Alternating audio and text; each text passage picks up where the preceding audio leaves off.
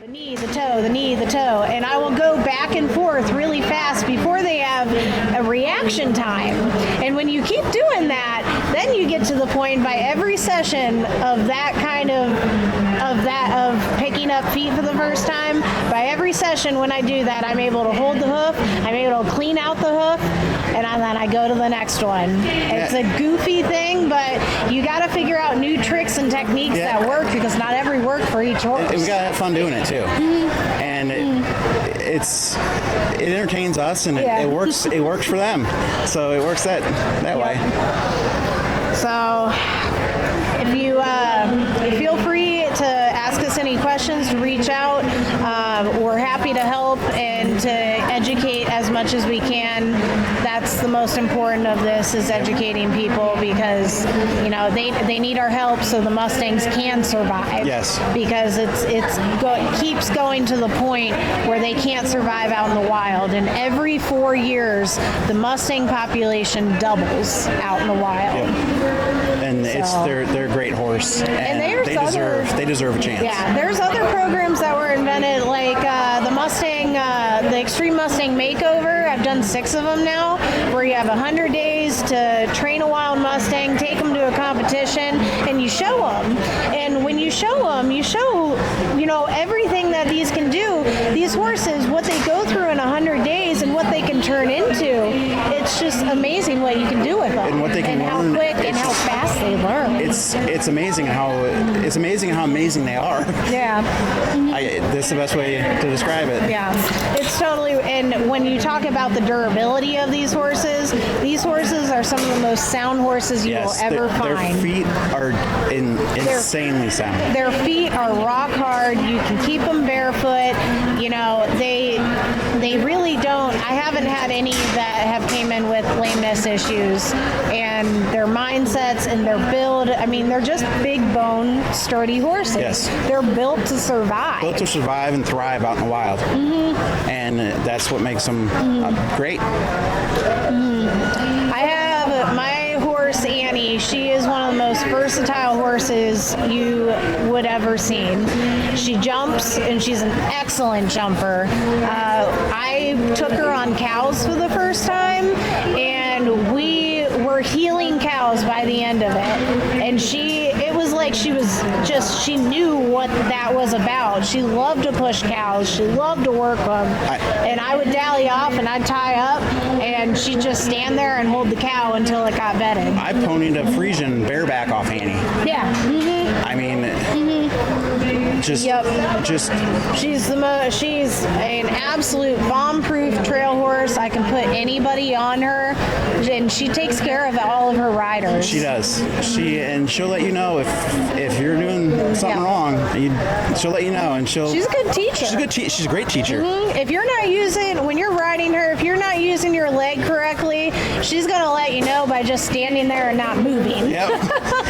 If you're too forward, she's not gonna move. Yep. If you're too handsy, she's gonna let you know. She's not gonna do anything bad, but she's gonna be like, yeah, you're being really, really aggressive, and I don't appreciate what you're doing, so I'm just gonna stand here until you soften up and you relax your body a little bit more, and then I'll move freely. I mean, you gotta listen to the horses when you're training them. Yep. They talk to you all the time. It's just in different ways. Even one thing that I've learned over the years is, like when I said I check my emotions at the door. Yeah. When I come in, I'm not tense. I'm so relaxed. Mm-hmm. I am. Mm-hmm. I'm relaxed. And if I'm not relaxed, I'll step aside, make sure I take a couple deep breaths, and get relaxed, because they can feel that. And don't get me wrong, like training Mustangs, it's hard. It's difficult, because you have this emotional roller coaster of you'll make it so far one day, and then the next day they're like, I don't want anything to do with you, and you're just like, come on guys, really? We just did this. But it's just repetition to repetition to repetition, and patience. Yep, patience is key. Yeah. And it's patience.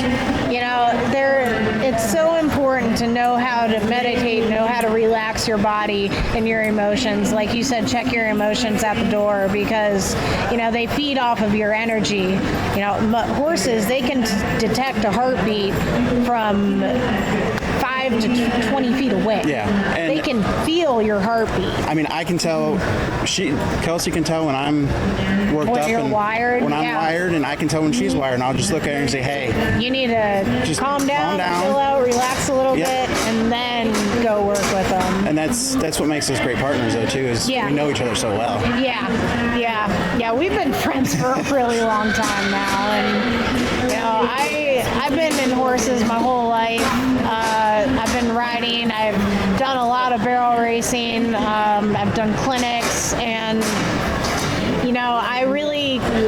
for the longest time, I was trying to find my element in which direction I wanted to be as an educator in the horse world. And after my first Extreme Mustang makeover, man, it changed my life. Yeah. I started my whole business around it in Wild Ride Equine, and it's been taken off because, I love the connections and the experience, and every person who adopts from me, I still have a relationship with them to this day, so I can check in, see how the horse, and see the success stories, because the success stories of these horses are amazing. Yeah, I always check in. I got one tip horse down, and I check in as much as possible. And I know that my horse, that the girl I bought him off of, I always make sure I check in with her and let her know how he's doing. It's so important to keep track of these horses too, because these are the kind of success stories that we want to tell the world. Yeah, I mean, we got to know. I mean, show how amazing these horses are. The little tip horse that we just took home. I mean, Rue. You want to talk about desensitized? We have desensitized that horse as in depth as we can, and she went home to. There's chickens and goats and all kinds of stuff running around, stuff to look at, and she's just taken all in and accepted, and she's enjoying herself with it. I mean, it's really cool. It's great to see. It's awesome to see that your work paid off too. Yeah.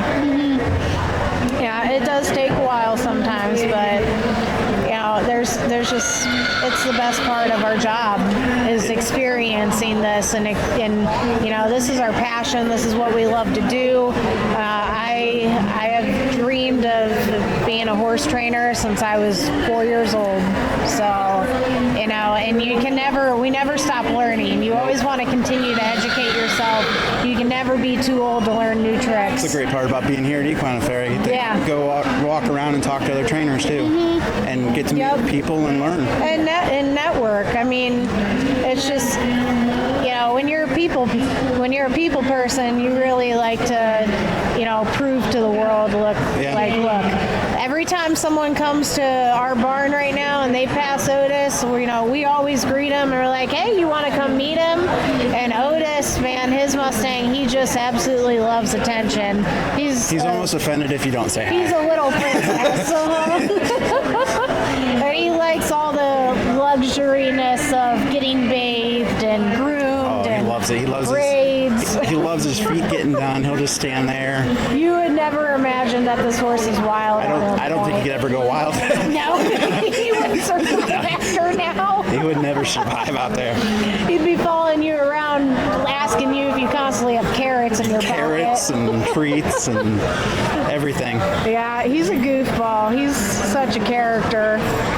But, and they're all, like my girl Annie, she's a very business orientated. Yes. When she goes into work mode, she is all business, and she just absolutely loves to go into work mode. Yeah. I use her to start all these new Mustangs come in, I'll pony anything off of her. She's a tank. She's an absolute call her tank. Moose for a reason. Yeah, her nickname is Moose. So, and she is a giant moose. I mean, she can pull anything around. down. She can carry anything. She's just... What, last? And the beauty of the Mustangs, they come in all different shapes and sizes too. You know, you can have, everyone asks, well, I thought Mustangs are generally small. And generally, they're usually in the 14 to 14.3 hand range. But when you get out to your Idaho and your Oregon and your Wyoming horses, you get a lot bigger and stout, heavy bone horses that can well past 15, 16 hands. Yeah, they have draft. They have draft in them. They have a lot of draft. They have a lot of draft in them, and it's colder up there too, and they got to be bigger to survive up there. Yep. My girl Annie, she came from White Mountain, Wyoming, and she's got this big old thick neck, this big shoulder, big butt, and her conformation is amazing. It's wonderful. So, and a lot of the times I've had really, really great conformation horses in too.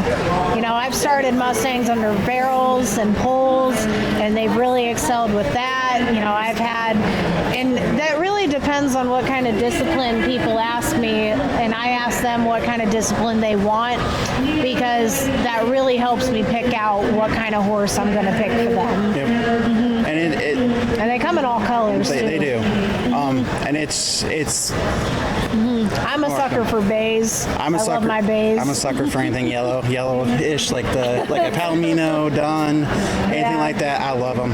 I like the plain Jane Bay. I've had so many Bay Mustangs that have just been absolutely fantastic. I know color doesn't have anything to do with it, but I'm telling you, I love my mares. I love my geldings. Yeah, I like the sassiness in the mares and the moods. I like the sweetness of my geldings, and I always say Annie is definitely a reflection of me, of who I am today. Yeah, Otis is definitely a reflection of me. Yeah, he's kind-hearted, sweet boy. Yeah, mm-hmm. But he'll get down to business if he has to. Yeah, he's a hard worker. He's a very hard worker. He gives me everything I got, or everything he's got. So, but yeah, feel free to stop by our stalls if you're here at Equine Affaire. I'd love to have a talk with you. If you have any questions for us, you know, just find us. We're around the Summit Mustang booth, and we'd just love to talk to you. So at home, our website is wildrideequine.com, and I have pamphlets at my stall of the list of services that we have to offer. And you know, if you look me up on my website, or my business Facebook page is called the Annie Project, and it has all of the horses that come through training, and this page started with Annie. Yes. So you can scroll all the way back, and you can see my very first day of working with a Mustang to where we are now, and that was back in 2016. So we have a lot of really great stories on my Facebook Annie Project page. Both of our emails and both of our phone numbers are on that webpage also. Yep. Mm-hmm. So, but yeah, I love working with the Mustang Heritage Foundation, and you know, the Mustang family. When I say family, we are all a family. Yes. I have gone to so many makeovers, and everyone is like, "Oh, you need something? I have something that might help." You know, no one is too proud. No. Everyone is in this for the same goal, and that's to get these horses adopted and to get them in the right fitting for the right homes. This is the first time that I've met Papa Mike and Matt Monroe, and they're just the nicest guys. They're so nice, and they're amazing people, and they're not too big for me and are not too big for us. They're amazing. And the horse community is small, and the Mustang community is a really great community, because you know, if you meet a person in the Mustang community, you're gonna have a friend for life. Yes. And you're gonna, if you're struggling with something, if training wise, you know, I'll call up my friends and I'll be like, hey, Papa Mike, I've got this issue going on. I'm struggling. I've tried so many different techniques. I don't know how to fix it.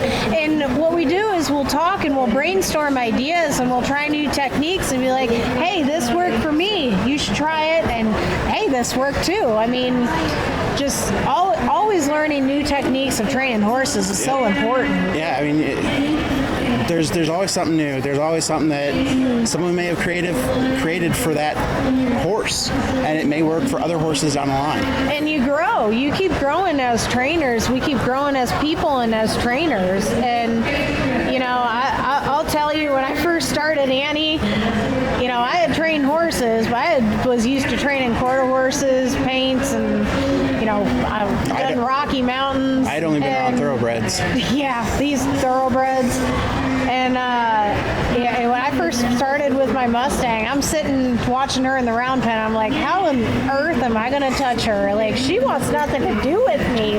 What did I just get into? And you think that way a few times, but as you keep working with them, you just develop so many different skills that are so important. And they're not just horse skills, they're life skills. Yeah, absolutely. I mean, you can use it anywhere. Yep. For anything. I mean, even different people. You can use how to. I don't know what I'm trying to say. just the understanding. Horses help you understand people and read them, and help you. I always say I understand horses better than I understand people. Yep. Horses are so honest and they're so black and white, man. If there's something wrong, they're gonna let you know, and they're gonna let you know in a certain way. And it's up to you to interpret it and to listen it and really try to listen to that horse. I mean, they are the most honest creatures in this world that I've ever met. And I think that's beautiful. I think that's amazing. They don't give you, they don't lie to you. No. Mustangs, especially, I think like we said yesterday, I think quarter horses have picked up on our ability to lie. Yeah. And Mustangs have not. And they're very honest. They're brutally honest with you. Like how when we say they might pick up they might pick up little lies. For example, if I've got one that a lot of times when you pull a saddle out, he's like, oh no, I'm lame, I can't. But then you watch him out in the field and he's just free moving and happy and tail up, and he's putting on a horse lap. Oh yeah, absolutely. Yeah, they're characters. Yeah, they are. Horses, something different, but Mustangs are just amazing creatures. Yeah, we love to help. We love to help educate people. We love to help people along the way. Yes. I have so many people who call me, and they're not Mustang people, and they're like, I'm having this issue. My horse won't trailer load.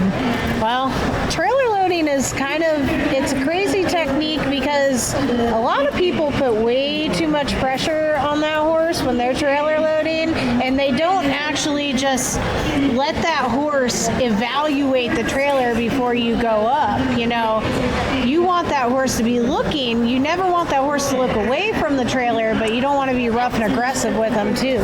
You want to be patient. You got to be patient. I mean, you're putting them in a box. And a lot of people don't know, if you do have horses that are bad trailer loading, if you let them loose in the trailer and you don't tie them and they're just by themselves, drive around with their horse in your trailer loose like that, and they're going to want to stand backwards because that's what horses do. They feel most comfortable standing backwards in a trailer. And that, there's so many people that I've met who don't know that. And it's just little things like that where you can teach people and you can learn new things, and it's so important to never stop learning. Even speaking of them standing backwards, and I remembered this, but it's amazing to watch horses or Mustangs during a storm. Yeah.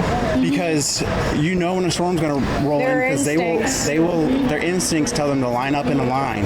Yeah. With their back face towards the wind. They put their butts against the wind and they hunker down. Yep, they hunker down. They get into this body position where they're like grounded into the ground, and they stand there and in this line and don't move until the storm passes. And if it's a longer storm, you can actually see them rotate.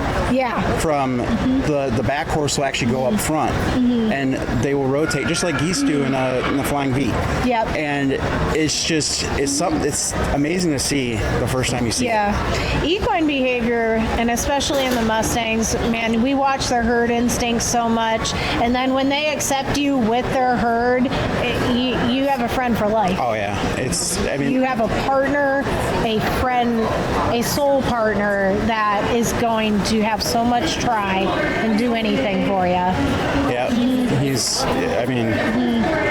I got involved, the first time I got involved with Mustangs, I watched the movie Unbranded, and that movie is still my favorite movie to this day. I will watch it over and over again because the experience and the feelings that I felt when I watched that really encouraged me. It just spoke to me on such a deeper level, and I was like, I gotta try that. So then I looked into the EMMs and did my first makeover. Then I did 5 more after that. And every time, my horses at the EMMs, I love how much they have transformed and how good they are with people. Every EMM that I do, I desensitize my horses so much that every person that comes past that stall, I'll have a group of people in my horse stall with me petting my Mustang who was wild 100 days ago, and there'll be like 6 people in a stall petting this horse, and that's how desensitized and how relaxed that we work hard to get these horses, because you don't just work with horses, you work with people, and you have to work with the people, and you have to teach them how to read the body language and how to train these horses. You have to teach them what you've been studying and what you learn. That way their transition when they go home, it is super smooth and there's not any rocky starts. And a lot of times, sometimes I'll be like, the worst thing you can do when you get a Mustang out of training is leave it alone. That is the worst thing you can do for a horse. Yes. Yes. When I tell my people when they adopt from me, I say, all right, when you get this horse home, you walk them all over. You consider that horse as your backpack. We call it the backpack method. And you take your backpack everywhere you go. You're cleaning a horse stall. You tie that horse to the stall, clean the stall, untie him, move him to the next one. Every time you take a wheelbarrow out, you have that horse alongside of you. They just become a part of you. And that's what some of the best ways I've learned to desensitize horses. And I learned that from college. Yeah. My professor was amazing. She taught me so much, and she was tough on you, but she taught me some really great life skills and horse skills that I've used to this day, and it helps me continue to transform my training. So yeah. Absolutely. And then I pass skills on to you. Yes, you do. And I pass skills on to other ones. And even at that is like either one of us. Yeah. We don't, like we said, never stop learning. I pull things. I have my own way of training. I mean, it correlates to you, but it's also. I mean, I'm a different body type. I have different demeanors. So I train a different way than you do. However, it works out very well. But I find different ways to different trainers and different methods that I find myself. You have a very soft touch with horses. You are one of the best people I've ever met on how to read horses. Every time I'm starting saddle breaking, I'll start saddling the process with the horse, and I look to him. He's my ground man, and I'll be up in the saddle, just controlling my emotions and making sure I'm relaxed and my shoulders and my muscles are loose, and he's on the ground watching the legs, the eyes, the ears. If he says that, hey, that's too much, you need to dismount, he tells me what he's seen feeling on the ground, and I tell him what I'm feeling underneath the saddle. And the correlation between that makes for a nice, a more relaxed horse. That way you can worry about what you need to do, and I can worry about the horse. And it works out extremely well, and it's taken a couple years to get this. It's taken some time to get our rhythm. Had some issues with it, but we learned that I know exactly when a horse is gonna kind of turn themselves off and shutting themselves down for the day, and I look at Kelsey and say, hey, I think it's time to finish off, find something good. Yep. And we go back to that confidence building at the end. We always end with something that we know that horse is good at. That way they can use that confidence for their next session. And a part of also our program, I have a lot of junior trainers who I teach to work with the Mustangs. And my junior trainers, I'll put them through a tip challenge. I will be working with them for a couple months prior on how to move around these horses and how to teach this horse how to lead and everything like that. And then they'll sign up for a tip challenge, and these are tough kids that we've had come through. They go through the ringer, but they grow so much, and they do fantastic things with these horses. I mean, my last student, he had never touched a horse or never worked with horses in his life, and he went to a tip challenge last year in Pennsylvania. Yeah, Pennsylvania. State College. And he ended up getting 4th overall because, he really had to learn how to use his emotions the right way instead of lashing out in anger. And the transformation that he had was just a beautiful. And it was amazing just to be able to watch him. It was God. Yeah, it was. It was a God thing. It was amazing to just be able to watch him and watch him just transform into this man. These horses, they heal people. They do. They heal trauma, and not only do they, we heal them also. Yes. Because they have trauma, and we don't know what they go through, but it's a mutual healing process, and that's so important. So, where are we at, guys? 5 minutes or a couple more minutes. Yep. But you have anything else to add? I can't think of anything else. I think you covered pretty much everything. Yeah.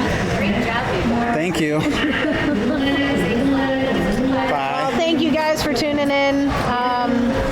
Feel free to stop out and see us. We'd love to talk to you. Absolutely.